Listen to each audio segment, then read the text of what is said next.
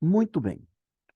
Então, estamos falando da dor. A dor faz parte da constituição da espécie humana. Não tem como a gente negligenciar, porque a dor vai existir. Não naquelas culturas orientais, do, do, dos monges tibetanos e chineses, e aqueles monges tibetanos principalmente, que os caras ficam lá aprendendo a lidar com a dor, né? Aprendendo a lidar com a dor. Desculpe aí meus cães, tá? Aprende a se lidar com a dor.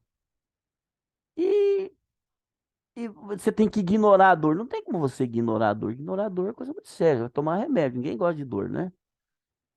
E a dor na alma?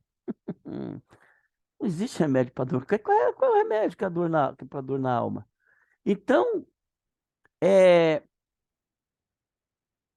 quando olhamos para a psicanálise, que traz então essa mudança, o remédio é a mudança e a transformação mental, que às vezes a dor é causada por aquele sentimento e aquela frustração que a pessoa tem, por uma desilusão amorosa, um luto, tudo isso causa dor. Então, a distinção entre dor física e psíquica talvez seja um tanto artificial. Toda a experiência de dor física traz repercussões psíquicas. Nossa, eu passei essa dor desses irmãozinhos, desses três irmãozinhos que tem aqui na cara da gente, aí, os trigêmeos, numa noite ali em Sorocaba. Que é aquilo? E não tinha uma farmácia, o hotel era isolado por questão de segurança.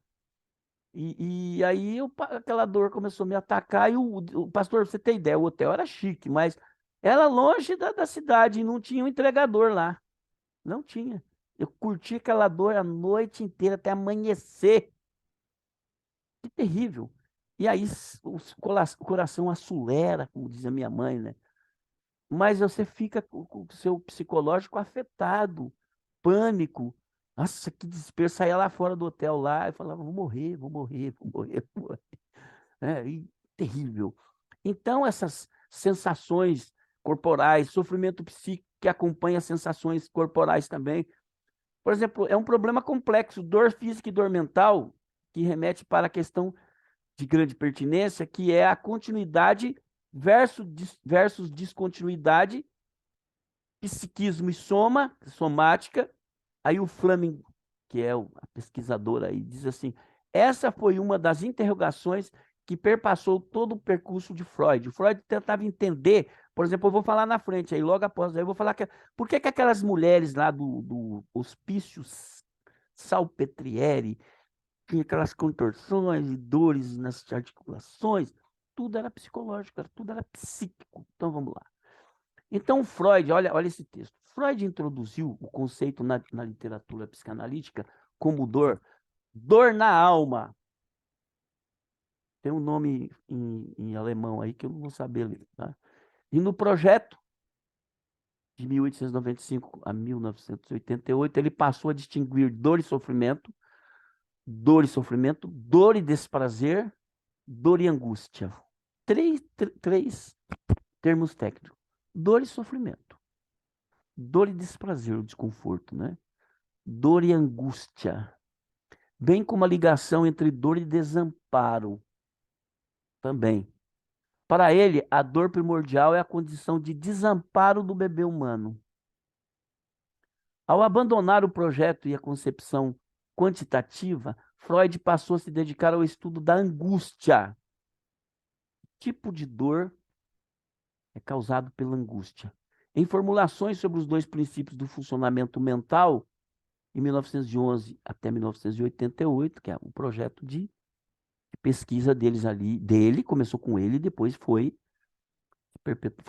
se concluindo lá, dando continuidade com outros pesquisadores. Ele se pergunta do que depende a capacidade de tolerar a frustração. Aí eu pergunto, né? Vamos voltar a falar, um termo técnico que eu aprendi no julgamento. Quando o psicólogo, a pedido do juiz, foi explicar por que aquele elemento se, se descontrolou emocionalmente, psicamente, e matou aqueles dois. Então, tem todo um contexto, e o psicólogo falou assim: ele tem baixa tolerância à frustração. O quanto você tem de capacidade, o Freud, ele começou a estudar isso. Qual é a minha capacidade, o grau de tolerância à frustração? Você tem baixa, média, muita? Eu tive que, até hoje está sendo assim, ainda estou no processo, quanto eu posso suportar a frustração. E sobre o narcisismo, uma introdução aí nesses anos da pesquisa dele, é que apresenta o investimento na dor corporal, mas em luto e melancolia, o que, que o luto, qual tipo de dor o luto traz, que abordará a dor relacionada à perda do objeto amado. Veja bem, luto não é só a pessoa que morreu, que teve parada cardiorrespiratória, que teve morte cerebral e todo tipo de causas mortes que nós estudamos em perícia, né? Nós estamos vendo na questão da dor em vida, da, daquela morte, desculpa, da dor em vida, a morte, né? Você vai morrendo com aquele objeto que você ama. Minha irmã entrou em pânico quando perdeu o marido. Já pensou? 50 anos dormindo com o cara, agora naquela noite tem que dormir sozinho. Eu, quando viajo, que eu durmo sozinho, eu fico apavorado. Eu ligo para minha esposa, fico conversando com ela a noite inteira lá. Eu falo, não aguento ficar sozinho aqui, fico no hotel sozinho e ela começa a me dar pânico. Então imagina se perco a esposa ou ela me perde, como é que fica? É uma dor terrível. Quem perdeu marido e mulher aí sabe o que é, imagina. Aí você fica aquela dor relacionada à perda do objeto amado. Aí fala que há outras dores parecidas com o luto, que é quando tem um divórcio. Eu conheço mulheres que divorciaram, eram extremamente ligadas e apaixonadas pelo marido. Aí o cara um dia resolveu sair de casa, traiu, foi embora, constituiu outra família, e a mulher não conseguiu superar aquilo. É uma dor, é a perda. Gente, eu tenho cachorro, eu tenho cães aqui. E eu não queria, falei para minha filha, não quero mais. Porque você já perdeu um cão que você amava? Parece que é um luto de uma pessoa. Está fazendo enterro de uma pessoa. Você fica mal dias e dias, porque você está acostumado toda manhã. Eu tenho um cãozinho aqui, ele vem na cama e vem dar bom dia. E quando eu viajo, e chega uma alegria. Parece um ser humano, né, que tem sentimento e aí você, de repente, você perde. Eu perdi uma vez, nossa, no Natal ainda. Eu falei, pronto, acabou meu Natal. Então você fica com aquela dor como se tivesse perdido uma pessoa. Então o Freud ele estudou isso, né? Tem gente que. Eu tenho uma aluna que, quando ela chegou na primeira aula da primeira turma ali em Almirante Tamandaré, ela tinha saído de uma empresa que trabalhou mais de 20 anos. Aí chegou na pandemia, um corte, ela foi a primeira a ser cortada. Ela chegou no curso, assim, um trauma, uma depressão profunda, porque interrompeu-se aquela rotina dela, aquilo ali era a vida dela. Por exemplo, o pastor Marcelo já aposentou, mas ele é jovem, né? Tá aí, dá para trabalhar ainda, né, pastor? Tá aí trabalhando na obra aí, né? Né? Você também, Luciano, vocês são jovens, tá? Para você não sentir muito.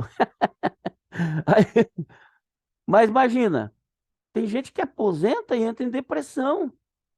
Parece que morreu alguém. Poxa, eu fazia isso todos os dias e eu não consigo ficar fora. Você quer aposentar, quando você aposenta, você quer voltar. E parece que é um luto, não é verdade? É a dor de uma perda. Então não é só a morte de uma pessoa. A dor do luto, eu já conversei com uma psicóloga esse dia, ela falou, tem várias dores, vários transtornos e sentimentos de perda, de luto. Ela falou para mim quais seriam essas dores, né? Então, às vezes você perde um cão que você amava, o emprego, a carreira e assim por diante. Luto e melancolia, né? Então, falar em cura tem uma, desculpe, abrindo um parênteses ainda, tem uma aluna minha da primeira turma também, que ela morou muito tempo numa casa. Agora, recente, eles mudaram de São José dos Pinhais para Curitiba, muito longe. E aí eu sempre converso com ela, pastor, foi difícil sair daquele lugar. Os primeiros dias, para eu acostumar. Tem mãe, as mães aí que casaram filhos, né? A síndrome do ninho vazio. A esposa de um pastor, desde que nós conhecemos aí, falou, pastor, quando a minha filha casou, é um pastor da Assembleia de Deus, bastante conhecido aí. Quando a minha filha, a esposa dele, Samuel, quando a minha filha casou, eu tive que tomar remédio. Parece que minha filha morreu, né? Parece que minha filha morreu. Então, é a dor da perda, né? Em vida. Aquela perda em vida, né? Mas, agora, a dor do luto, é difícil saber que aquela pessoa não vai voltar mais, né? Aí é pior ainda. Então, falar em cura em psicanálise, Freud e Lacan, ele fala que significa, em certa medida, falar de uma melhora, de uma significativa melhora. A pessoa vai chegar no seu consultório, doutor, então você é curado? Olha, você vai melhorar, você vai suportar, você vai encarar melhor suas frustrações, seus sintomas aí. Isto é, então, vamos reduzir determinados sintomas psíquicos que antes eram definidores ou definidoras do sujeito. Como eu sou muito depressivo. Agora, né, eu melhorei da minha ansiedade, crise de ansiedade e depressão. Agora, quando eu vim de avião, eu disse assim, no ônibus eu dei uma carteirada, pastor Marcelo, e fiz o ônibus parar. Para esse ônibus, né? Agora, avião não tem jeito de parar, não. Vou ter que ficar quieto, mas o avião é rapidinho, desde, ó. 40 minutos. 40 minutos São José dos Pinhais a Londrina. Eu falei, caramba, que coisa. Foi rapidinho, não deu tempo de dar pânico, né?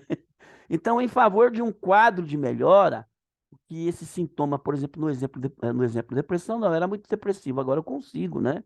Deixe de resumir o próprio sujeito, analisando da perspectiva desse sujeito. Como é que você está agora? Ah, agora eu consigo controlar, não fico mais melancólico, né? E aí, angustiado, os meus pânicos diminuíram, quando eu sinto que vai me dar ali, eu já consigo controlar. Então, assim por diante. Vamos lá, tá travando aí, meu Deus. Então, afinal, não há uma medida exata para saber, pessoal, se a pessoa está de fato curada. É porque são aspectos subjetivos. Então, a alta percepção do sujeito analisando será fundamental. Veja bem, nesse texto aí, ó. Começaremos refletindo sobre o que não é cura em psicanálise. O que não é cura em psicanálise? Depois nós veremos as diferentes definições sobre o que é cura e em diferentes escolas psicanalíticas, em especial nas escolas de Freud e Lacan. Então, nós vamos trazer uma síntese que se pode entender. O que nós podemos entender nessas duas escolas, lacaniana e freudiana, o que é cura para esses caras, né? Por fim, as condições, formas para que o analista e analisando compreendam e almejem esta realização. Então, o que nós entendemos, então, o que é cura em psicanálise? O que é cura? Então, anteriormente, aí nesse texto, nós partimos de definições negativas, né? O que não é? O que é cura e o que não é cura. Então, agora nós estamos um pouco mais prontos para essas definições positivas. Então, a pergunta é: o que é cura para a psicanálise? Psicanálise realmente cura? Qual a definição de cura ou conceito de cura? Qual a sua real possibilidade? Cura mesmo? Então, para Freud, Sigmund Slomo, Freud, tem um nome grande lá. O objeto do tratamento é o que chamou a cura prática, ou uma melhora significativa. O que aconteceu comigo? Nossa, que legal. Teve uma melhora significativa. Então, posso dizer que estou parcialmente curado, 50% curado, sei lá, ou nada curado. Então, vai depender de cada um como reage ao tratamento. Esta cura ou melhora para a psicanálise pode ser vista, por exemplo, do aspecto qualitativo. Mudou-se o estado. Né? Alguém falou para mim assim, visivelmente dá para perceber que você melhorou. Opa, até como pessoa também, né? Era muito difícil conviver comigo, assim, mas hoje está pior ainda, né? Mas que bom que você melhorou. Então já é uma cura, não é um progresso de tratamento. Está sendo curado todos esses problemas. E aí nós temos o quantitativo, o qualitativo, que é qual é o grau dessa melhora. E depois o quantitativo, que é a redução do quantum, o total da dor, do sintoma. Aí você pergunta para a pessoa, e daí aquele problema? Não, aquilo lá já está resolvido. Eu passei uma crise 7, 8 meses assim ruim. Hoje eu estava agradecendo a Deus de manhã, eu falei, poxa, passei, graças a Deus. estou superando isso. Então, você mesmo entendeu que é você que está sentindo a coisa, é você que está sofrendo. Então, você sabe se você melhorou ou não, né? O médico não tem lá um. Daí, como é que você tá? Tá, tô bem, melhorou? É como você está assim? Não, agora, o pastor Marcelo deu aí um exemplo de um paciente aí que ele já está atendendo aí, ele disse, agora tô bem, né? Tô dormindo, tô superando. Então, ele mesmo tem que dizer o quanto que ele melhorou com isso, né? Então, gente, a psicanálise tem o objetivo tornar consciente o que estava inconsciente, e isso inclui ampliar a visão do sujeito sobre si mesmo e sobre o seu mal-estar. Ele é que tem que saber se ele melhorou ou se ele piorou, né? Então, no processo analítico, o sintoma passa a ter uma dupla dimensão. Vamos ver essas duas dimensões? Tá vendo uma mulher aí se sentindo bem, né, amada? Que nem eu saio aqui na frente da minha casa e vejo os passarinhos.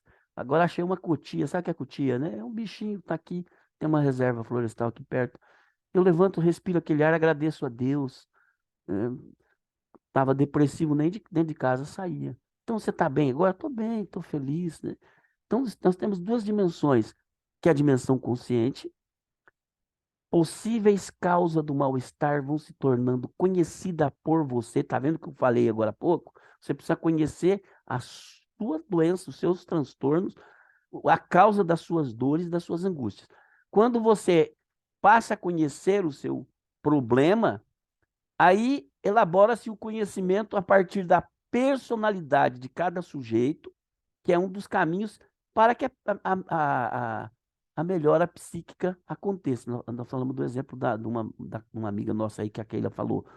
É, foi foi piorando, piorando, até que chegou ao fundo do poço e aí não teve mais. Porque a própria pessoa se entregou, igual a minha mãe, ficou 15 anos na cama, mas ela se entregou porque ela não aceitava que aquilo estava acontecendo com ela.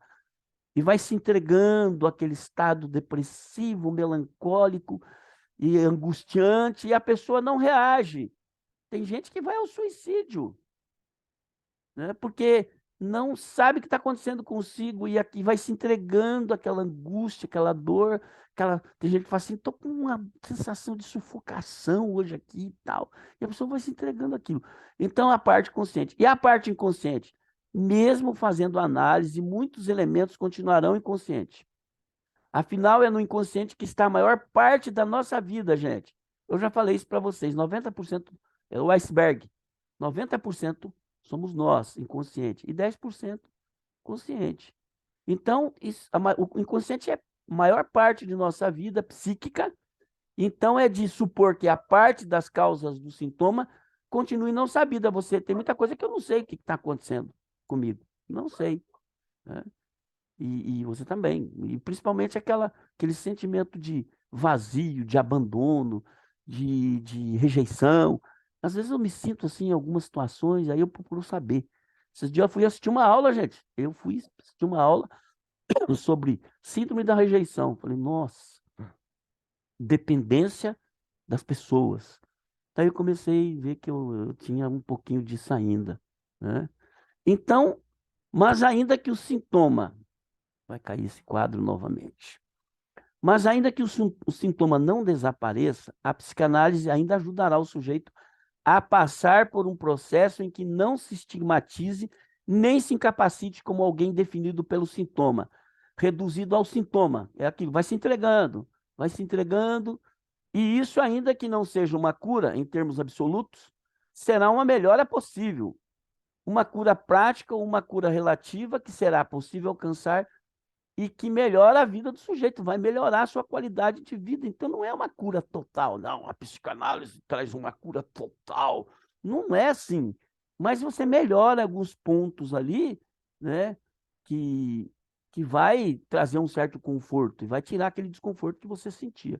Então, é uma cura prática ou relativa, né?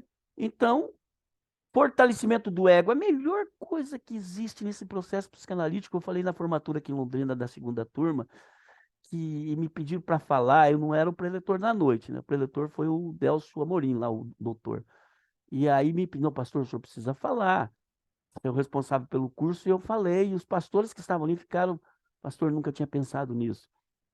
Por que que você foi para a linha psicanalítica, né? Por que que você? Falei, porque ela tratou comigo, está tratando no processo. Isso me empolgou a levar isso para os outros. Não quero que isso fique só comigo, eu quero que outros também, que seja uma rede de atendimento, de terapia, para que outros também sejam. Mas o que aconteceu comigo? O fortalecimento do ego. Não do ego do lado negativo, do ego pessoal em que eu preciso, sozinho, resolver isso. Eu preciso ter a autoestima. O ego, para que o ego consiga cumprir suas funções de identidade, da ordem desejante nos conflitos entre o id e o superego e as demandas da realidade externa. Hoje eu vou conseguir gerenciar ou digerir esse conflito. Eu vou conseguir suportar essa frustração, né? Recuperar as capacidades de amar, né? De ter alegria, o gozo, realizar, trabalhar, não conseguia trabalhar, agir sobre o mundo, né? Eu lembro quando abri mão, não é que abri mão do ministério, eu tive que sair, porque tinha que seguir a carreira. Há 22 anos atrás, tomou a decisão. Gente, aquilo foi. Eu falo que muitos pastores, quando saem do ministério, não têm profissões, não tem nada, ficam perdidos, né, pastor Marcelo? Ficam perdidos, não sabem o que fazer. E eu fiquei assim. Até que se agora eu não conseguia realizar o meu trabalho, agora, amém. Agora estou feliz já. Estou indo, conseguindo é, é, subir cada degrau que precisa para que chegue lá, um dia eu vou ter que parar. Então, isso tudo foi, é, foi dissipando toda aquela procrastinação que eu tinha. E aí fui fortalecendo o meu ego. Então, a psicanálise fez isso. Então, é uma cura? É uma cura parcial. Para Jacques Lacan, o psicanalista francês, a demanda de cura vem da onde? Da fala de um sofredor, da voz de um sofredor. Olha aqui. A demanda de cura vem da voz de um sofredor. Nesse sentido, a voz do analisando é central para determinar se um tratamento está caminhando para a cura, para a melhora ou para a piora. Deixa o cara falar, deixa o sujeito falar, seja ele homem ou mulher. Deixa falar. Porque é na fala que você vai conseguir identificar todos os pontos de conflito e a pessoa também vai se identificando, porque está trazendo à tona, né? Ao consciente, no espaço analítico, todos os seus desconfortos. Então, cabe ao analista recolher essas demandas trazidas pelo analisando. Por isso que eu falo que é muito importante que vocês anotem. Vocês podem ver, se vocês pesquisarem na internet, vocês falam lá, psicanálise, ou psicanalizando, ou psicanalista atendendo. Vocês vão ver lá uma figura, uma foto do psicanalista com a prancheta anotando. Por quê? Você não vai lembrar tudo que o seu paciente falou, então você tem que analisar depois. Então, é no processo que você elabora essas demandas, com o objetivo que o analisando encontre-se consigo mesmo, é a fala que eu disse lá na formatura. O que que a psicanálise proporcionou para você? Eu me encontrei comigo mesmo, né? Encontrar-se consigo mesmo seria, em resumo, encontrar-se com o seu desejo, reconhecer os seus desejos que lhe causem satisfação ou menos tensão e afirmá-los. Agora eu sei que isso que acontece comigo, esse sintoma que me causava desconforto, agora é coisa que eu estou sentindo e eu vou superá-lo. Autoconhecimento, né? Então, gente, para Lacan, eu vou ler essa frase, vai cair, eu vou renovar.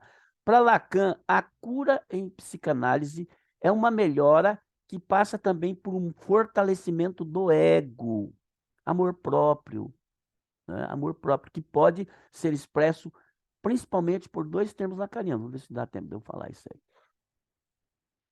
A entrevista da fantasia, que é o percurso sobre a significância e autodefinição do próprio ser, com o sujeito sendo capaz de se afirmar como ser desejante. Eu sou. Eu tenho vontade disso. Eu não tenho, não gosto disso, mas eu minha frustração é essa, porque eu queria ser isso, tal. Aí você vai começar a entender o mundo daquela pessoa. Então, essa travessia da fantasia, você vai ver que as pessoas têm cada coisa na cabeça, né? Como diz o pastor foi aluno meu, ele disse que ele falou um monte de coisa lá no analista, né? Que é o professor, doutor Francisco Antunes. Eu mandei meus alunos, a primeira turma para ele lá, e ele falou um monte de coisa lá, fechou os olhos. Aí, quando terminou, ele falou: falei muita coisa, doutor. Ele falou: esse é você. Falou muita besteira, esse é você. Então, o cara vai falar lá com você, ele vai. Então, é a travessia da fantasia. E a destituição subjetiva. No setting analítico, no espaço analítico, o que significa essa destituição subjetiva para Lacan? Olha que interessante. Significa que o analisando vai destronar, retirar do trono o lugar do sujeito, suposto saber do analista. Esse lugar em que, de início, o analisando colocou o analista para o bem da análise e para a formação dos laços transferenciais. Então, ali é o momento que destrona-se subjetivamente. A pessoa tem lá os conceitos, cada um tem um conceito, uma subjetividade, e isso acaba ali. E agora, vamos ver quem realmente você é aí, como disse o Francisco para um pastor aí, meu aluno. Disse assim: esse é você. Só lá que as pessoas, lá, só lá que a gente vai saber quem é a gente, né? Eu falo que o ego é a máscara social, lá o ego acaba, porque lá você tem que falar, né?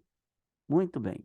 No caso específico da psicanálise, embora costume ser uma terapia de longo prazo, isso não significa necessariamente que uma análise ela é interminável. Há psicanalistas que seguem uma linha de psicanálise breve, como o pastor falou. Ah, foi rapidinho esse tratamento aí, né? Mas a gente que vai dar trabalho, Deise, nossa vida vai dar trabalho. Então, é, o que pode ser questionável é até correr o risco de uma psicanálise selvagem. O que é isso aí? Meu Deus do céu. O que é essa psicanálise selvagem? Aquela psicanálise breve adota uma tese de ser possível um caminho mais ágil para o encerramento do tratamento, focado naquelas demandas iniciais específicas, mas tem umas que o tratamento vai ser mais, o bagulho vai ser mais louco. A coisa vai ser bem, como aconteceu num caso aí que eu não posso falar. Meu Deus do céu. Como dizia minha mãe, que bestificante isso aí, é terrível. Né? Entendemos que a duração de uma psicanálise dependerá muito das demandas trazidas pelo analisando, da forma como que ele entenda o sempre perigoso termo processo. Estou no processo. Esse processo, né, ou estou no termo progresso. Progrediu, melhorou, piorou. Tem gente que fala assim: eu fui lá, piorou. Você está bem lá? Eu pergunto para minha filha, ela está fazendo análise com uma psicóloga. Você está bem, filha? Às vezes eu pergunto para minha esposa: como é que ela está melhor? Está melhorando, né? Então, analisando os que fazem análise muitos anos. Tem gente que fala assim: eu faço análise já faz uns 50 anos aí. Tá? O psicanalista deve estar rico, pastor Marcelo. Já pensou? Falando, pastor Atílio, em